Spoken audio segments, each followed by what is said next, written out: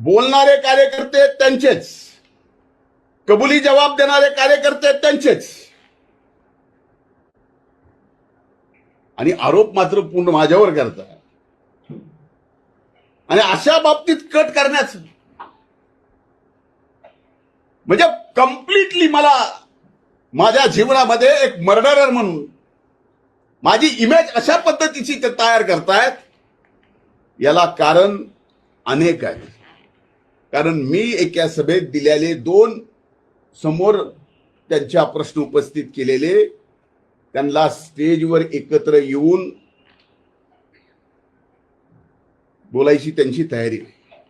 माझं तर म्हणणं आहे की या प्रकरणामध्ये आता महाराष्ट्र पोलिसांनी मनोज जरांगेंना धमकी आहे, मी त्यांना काही करायचा प्रयत्न करतोय, असं जर चाललं असेल तर माझी आजच्या या माध्यमातून, तुमच्या सर्वांच्या माध्यमातून मागणी आहे की या सर्व प्रकरणाची चौकशी ही आता महाराष्ट्र शासनानं नाही तर सीबीआयनीच केली पाहिजे.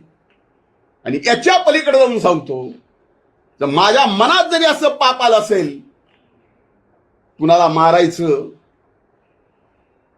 कुणाला थापड मारायची, की आणखीन कुणाला काही करायचं, तर माझी ब्रेन मॅपिंग करा. माझ्या ब्रेन मॅपिंग सोबत जरांगेची करा, जे आता आरोपी पकडले त्यांचीही करा, आणि ब्रेन मॅपिंग सोबत नार्को टेस्ट सुद्धा करा.